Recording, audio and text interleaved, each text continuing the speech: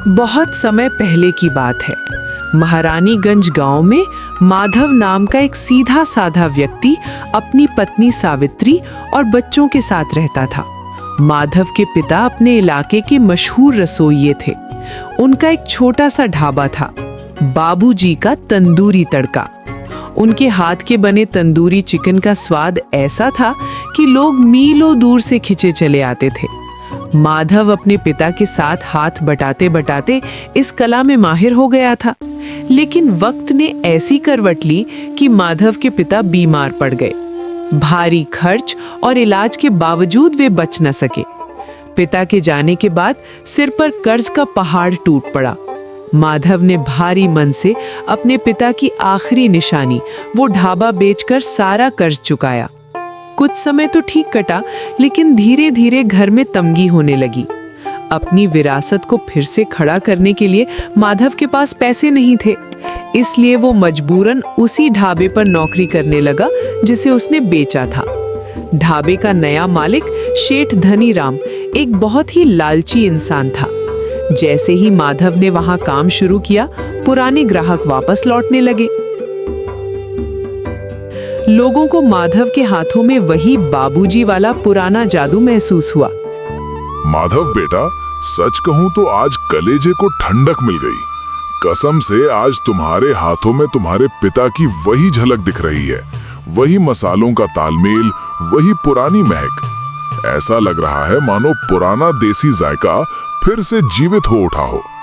तेरे पिता जैसा चिकन तंदूरी इस पूरे इलाके में कोई नहीं बना सकता था, पर आज तुझे देखकर लगता है कि उनका हुनर मरा नहीं है, बल्कि तेरी रगों में दौड़ रहा है। अरे भैया, ये सब तो उस ऊपर वाले की लीला है।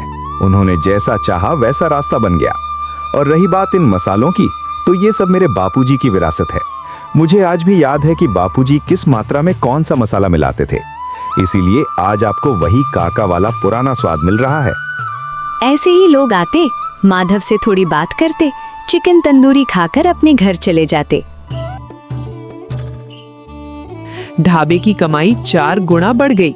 जब माधव ने देखा कि उसकी मेहनत से ढाबा इतना चल रहा है, तो उसने धनीराम से अपनी पगार बढ़ाने की बात की। मालिक, आपने मुझसे कहा था कि जब कभी दुकान चलेगी तब आप मेरा पैसा बढ़ाएंगे। अभी तो 60 किलो चिकन लग जाता है, तो अब मेरी सैलरी बढ़ा दीजिए क्या मालिक? अरे माधव, मती मारी गई है क्या तुम्हारी? मैंने कब बोला था कि पगार बढ़ाऊंगा? मैंने तो ये कहा था कि जब चिकन का भाव बढ़ेगा तब देखा जाएगा। अब चिकन का रेट बढ़े या कम हो, तुम्हें तो उतनी ही मेहनत करनी है ना, तो पैसे किस बात के बढ़ाऊं? आपने ही तो बोला था कि अगले महीने तुम्हारी सैलरी 10,000 रुपया कर दूंगा, लेकिन अभी तक मेरी सैलरी सिर्फ 8,000 रुपया है। बोलिए, ऐसे कैसे चलेगा? अगर आप मेरी तनख्वाह नहीं बढ़ाएंगे तो मैं काम नहीं करूंगा, अपने घर चला जाऊंगा। और सुनो, ये जो घर जाने की धमकी दे रहे हो ना, तो शौक से जाओ, मेरा कोई नुकसान नहीं होगा। आज तुम जाओगे, कल दूसरा आएगा। 2 दिन मेरा ढाबा नहीं चलेगा, पर तीसरे दिन फिर भीड़ लग जाएगी। काम करना है तो चुपचाप करो, वरना दरवाजा खुला है। इतना सुनकर माधव घर वापस लौटने लगा। घर लौटते वक्त उसने सोचा, क्यों ना किसी दूसरे ढाबे पर बात कर लूं, और ये सोचकर वो दूसरे ढाबे पर गया। भैया, मैं काका ढाबे वाले का बेटा हूँ। मुझे काम की बहुत जरूरत है। क्या आप मुझे एक काम पर रख सकते हैं? मैंने सुना है कि आप अपने कारीगरों को अच्छा पैसा देते हैं। अगर मुझे 10,000 महीना दे दें तो मैं काम कर लूंगा। बोलिए, क्या आप मेरी बातों से सहमत हैं? हाँ जरूर, क्यों नहीं। मैं आपकी बातों से सहमत हूँ, लेकिन मेरे पास एक कारीगर पहले से है, उसे मैं हटा नहीं सकता। और मेरे पास इतने पैसे भी नहीं हैं कि मैं 2 कारीगर रख सकूं। और हाँ, एक बात और कहना चाहता हूँ, ये जो आप अपने बाप के ढाबे वाले का नाम लेकर प्रचार करते जा रहे हैं, वो दिन अब गए। अब आपको खुद अपने दम पर एक नया नाम खड़ा करना होगा। मेरी बात समझ गए या और समझाऊं? नहीं भाई साहब, मैं समझ गया। आप जो कह रहे हैं मैं बिल्कुल समझ रहा हूँ। एक दिन मैं खुद अपने दम पर अपना ढाबा खोलूंगा, आपसे वादा करता हूँ। बस वक्त मेरा साथ दे दे, मैं सब कुछ पहले जैसा कर दूंगा।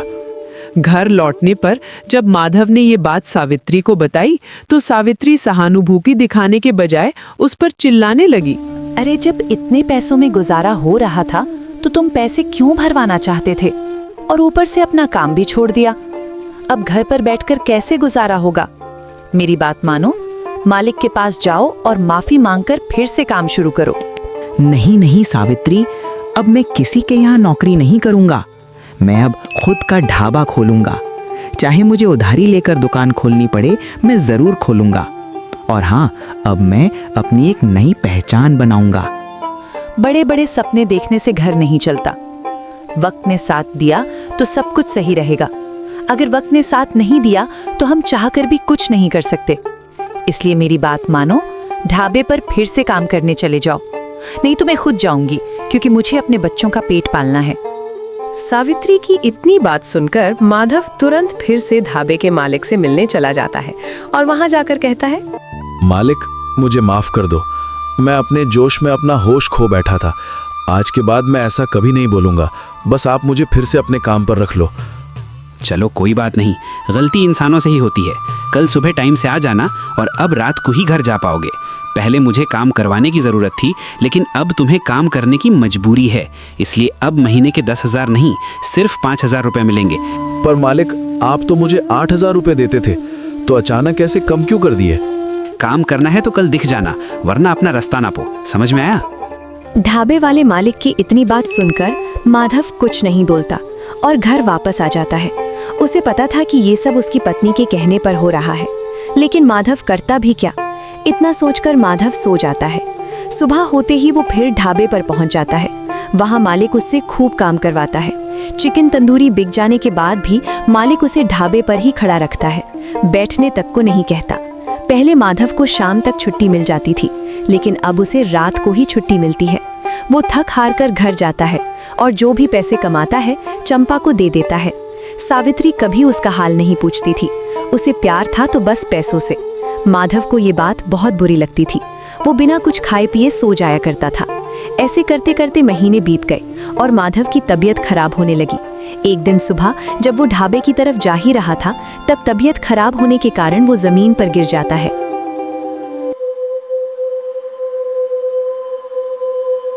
अरे भैया माधव, क्या हो गया? अचानक गिर क्यों पड़े? तबीयत ठीक नहीं है तो काम पर क्यों जा रहे हो? चलो घर चलो। नहीं नहीं जगदीश, मुझे काम पर जाना ही होगा। मैं ढाबे पर काम करके घर लौट आता हूँ, पर दिन ऐसे आ गए हैं कि बिना खाना खाए ही सो जाता हूँ।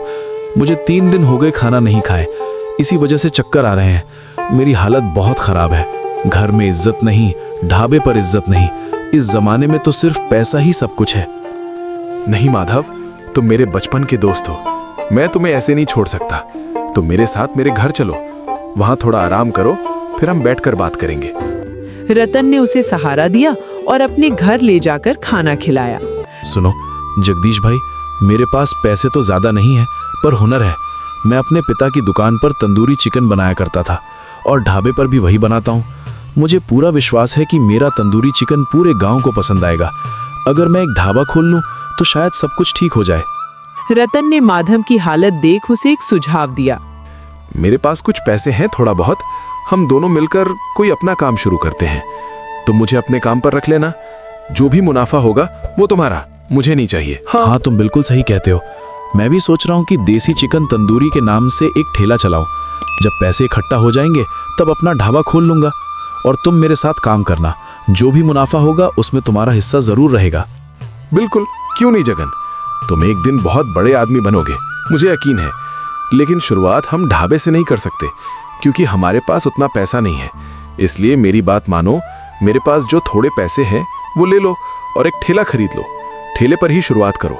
अगर काम चल निकला तब ढाबा खोल लेना। माधव झिझक रहा था, पर रतन ने उसे कुछ पैसे उधार दिए। हाँ, अब बात हुई ना सही। मैं पैसे इसलिए बचा कर रख रही थी कि ढाबे वाले मालिक को तमाचा मारना है। उसे क्या लगता है कि उसका ढाबा सिर्फ उसके नाम से चलता है? कभी नहीं। उसका ढाबा तुम्हारे बनाए हुए तंदूरी चिकन पर चलता है।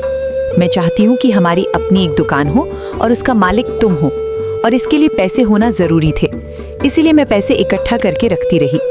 हाँ, अगर हम शुरुआत ढाबे से नहीं कर सकते तो एक ठेले से ही कर सकते हैं। अगली सुबह माधव और रतन बाजार गए। सबसे बेहतरीन मसाले और ताज़ा चिकन लेकर आए।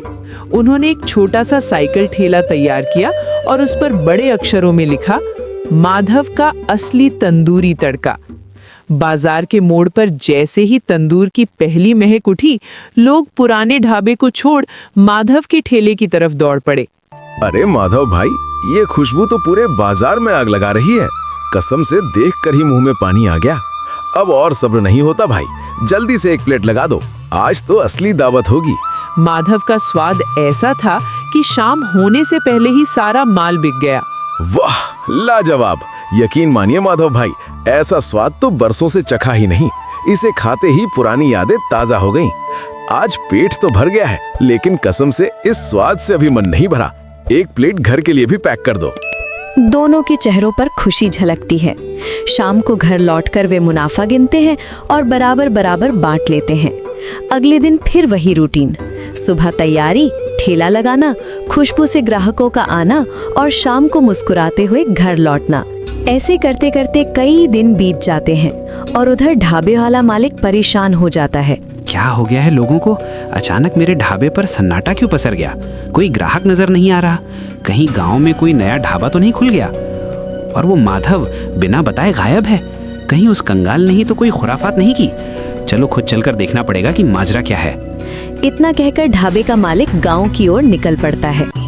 थोड़ी दूर चलते ही उसे एक ठेला दिखता है जिस पर मोटे अक्षरों में लिखा होता है देसी चिकन तंदूरी। वो ठेले के पास पहुंचकर गुस्से में कहता है, वाह माधव, मानना पड़ेगा, गद्दार हो तो तुम्हारे जैसा। बिना बताए मेरे ढाबे से भाग खड़े हुए और यहाँ अपना ठेला सजा लिया। मैं वहाँ तुम्हारा इंतजार करता रहा और तुम यहाँ पीठ पीछे छुरियां चला रहे थे। नहीं मालिक, ऐसी कोई बात नहीं है। मैं कैसे दुकान खोल सकता था? मेरे पास तो पैसे ही नहीं थे।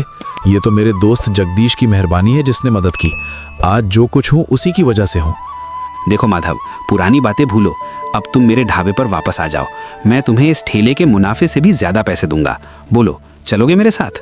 नहीं मालिक, अब मैं थोड़ा कमाता हूँ लेकिन सुकून से रहता हूँ। अब किसी की नौकरी नहीं करनी। मुझे माफ कीजिए, आप जा सकते हैं। मैं आपकी कोई मदद नहीं कर सकता। धनीराम अपना सा मुंह लेकर वापस चला गया। अब माधव और रतन की मेहनत रंग ला रही थी। माधव ने न केवल अपना कर्ज उतारा, बल्कि अपनी मेहनत से सावित्री को भी एहसास कराया कि इंसान का स्वाभिमान पैसों से बढ़कर होता है। इधर सारा चिकन तंदूरी खत्म करने के बाद जगन और जगदीश दोनों घर लौटते हैं।